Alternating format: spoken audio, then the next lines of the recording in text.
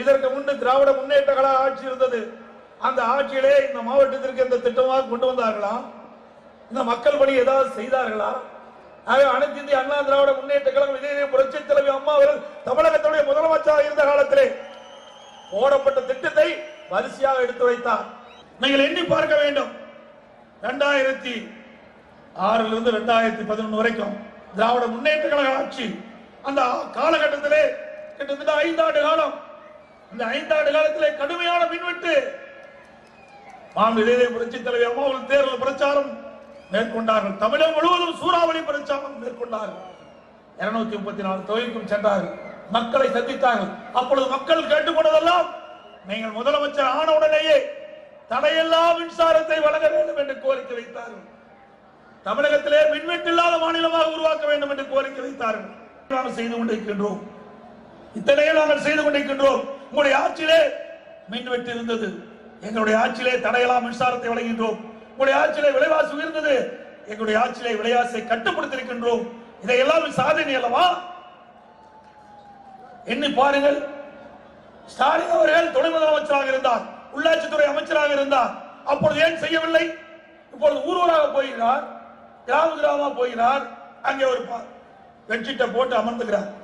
அங்கே அமர்ந்து கொண்டு மக்களை அழைத்து என்ன குறையை கண்டு கேட்கின்றார்.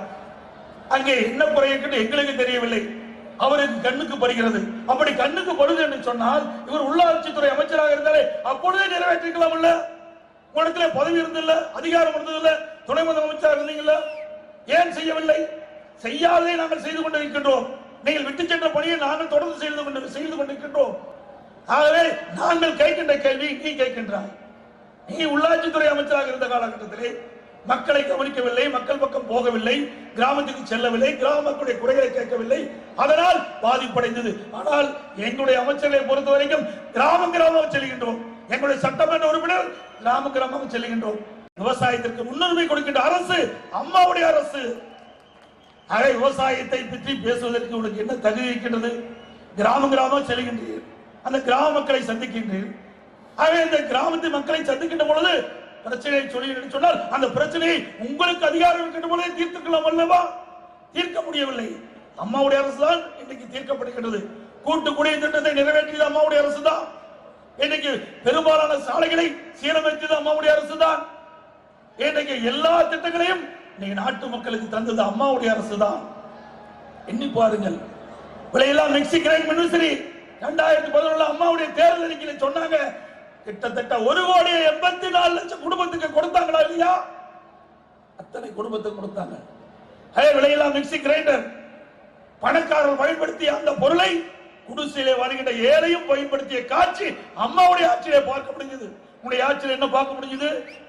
நிலமற்ற விவசாயிக்கு 2 ஏக்கர் நிலம் தருவதை சொன்னாலே எத்தனை ஏக்கர் நிலம் கொடுத்த? சுடுகாட்டுக்கு நிலத்தை கூட பட்டா போட்டுக்கிட்டாங்க திமுக. அதுதான் உங்களுடைய ஆட்சியில பார்க்க முடிந்தது. எங்கெங்கெல்லாம் விலை மதிப்புள்ள நிலம் இருந்ததோ அந்த நிலத்தை எல்லாம் அபகரிச்சாங்க. அதுக்காக அம்மா நில அபகரிப்பு பிரிவு என்ற ஒரு பிரிவை ஏற்படுத்தினாங்க. நில அபகரிப்பு பிரிவு என்ற ஒரு பிரிவை திமுக காரணமாக ஏற்படுத்தினாங்க. அப்படி உங்களுடைய ஆட்சியிலே நடைபெற்ற சம்பவம். இன்னைக்கு அம்மாவுடைய ஆட்சியிலே அப்படி அல்ல. சட்டம் ஒழுங்கு பேணி காக்கப்படுகிறது. இந்தியாவிலேயே இன்றைக்கு சட்டம் ஒழுங்கு பேணி காக்கப்படுகிற மாநிலத்தில் முதன்மை மாநிலமாக விலகிக் கொண்டிருக்கிறது. இந்தியா டுடே என்ற ஆங்கில நாளேடு இந்தியா முழுவதும் சர்வே பண்ணாங்க. அந்த சர்வேல தமிழ்நாட்டில் தான் சட்டம் ஒழுங்கு சிறப்பாக பேணி காக்கப்படுகிறது. இந்தியாவிலேயே சட்டம் ஒழுங்கு பேணி காக்கப்படுகின்ற மாநிலத்தில் முதலிடம் வைக்கின்றது தமிழ்நாடு என்று விருது கொடுத்திருக்கிறாங்க. நான் டெல்லியில் போய் அந்த விருது வாங்கினேன். நம்முடைய குடியரசு துணைத் தலைவர் அந்த விருதை வழங்கினார். ஆனா இங்க இருக்கிற ஸ்டாலின் ஏற்றுக்க மாட்டேங்க. இங்க இருக்கிற எதிர்கட்சி தலைவர் திமுக தலைவர் அவர் ஏற்றுக்க மாட்டேங்கிறார். சட்டம் ஒழுங்கு சீர்குலைஞ்சு போச்சான். இந்தியாவில் இருக்கின்ற அத்தனை மாநிலத்தை காட்டிலும் தமிழ்நாட்டில் சட்டம் ஒழுங்கு சிறப்பா இருக்கின்ற அந்த ஆங்கில நாளேடு சர்வே செய்து நமக்கு விருது கொடுக்கிறாங்க. ஆனா இங்க இருக்கிற எதிர்கட்சி தலைவர் வேண்டும் என்று இன்றைக்கு காழ்ப்புணர்ச்சி காரணமாக, அரசியல் காழ்ப்புணர்ச்சி காரணமாக இன்றைக்கு மக்களிடத்திலே இன்றைக்கு பொய் பேசிக் கொண்டிருக்கின்றார். அது மட்டுமல்ல, இந்த ஆட்சி நாங்கள் ஆட்சி அமைந்த உடனே இந்த ஆட்சி 10 நாள் தான் தாங்கினார். அப்ப நிதிநிலை அறிக்கை தாக்கல் செஞ்சோம். இந்த நிதிநிலை அறிக்கை நடைபெறுகின்ற வரைதான் இந்த ஆட்சி தாக்கு பிடிக்கும் சொன்னார். தாக்கு பிடிச்சோம். உங்களுடைய ஆதரவோடு நிதிநிலை அறிக்கை சமர்ப்பிக்கப்பட்டது. அதற்கு பிறகு மானிய கோரிக்கை நடைபெற்றது. அப்ப மானிய கோரிக்கை நடைபெறுகின்ற பொழுது அப்பொழுது ஸ்டாலின் சொன்னார், இந்த மானிய கோரிக்கை நடைபெறுவதற்குள் இந்த ஆட்சி கவிழ்ந்து போயிருக்கு சொன்னார். அதுவும் நடக்க முடியல. அப்போ 6 மாசத்துல ஆட்சி போயிருக்கு சொன்னார். அதுவும் நடக்கல. 1 வருஷத்துல போயிருக்கு சொன்னார். அதுவும் நடக்கல. இப்போ 2 ஆண்டுகள் முடிந்து 3ஆம் ஆண்டு இன்னைக்கு அடியெடுத்து வைத்திருக்கின்றது. உங்களுடைய பேராதரவின் காரணமாக கழகத்துடைய நிர்வாகிகள் தொண்டர்களுடைய பலத்தோடு இன்னைக்கு அம்மாவுடைய அரசு சிறப்பான திட்டங்களை சிறந்த முறையிலே இன்னைக்கு செயல்படுத்திக் கொண்டிருக்கிறோம். ஸ்டாலினுக்கு பிறகு உதயாநிதி இப்ப வந்துட்டார். அவங்களுடைய மகன் வந்துட்டாப்ல. திண்டுக்கல்ல இந்த ஊராட்சி சபை கூட்டம் வந்தது. அதுல மூத்த கட்சி தலைவர் இருக்கிற பெரியசாமி ஒரு வாரமாக வந்திருக்கார். அவரு பேர மாதிரி, இந்த உதயநிதி அவருக்கு பேர மாதிரி. அவர் கிட்டத்தட்ட திமுக 50 ஆண்டு கால அனுபவம். அவர் போய் மூலையில போற வச்சுட்டு அவரு இந்த கிராம சபை கூட்டம் நடத்துறாரு. அப்படின்னா திமுக நிலைமை என்ன பாருங்க.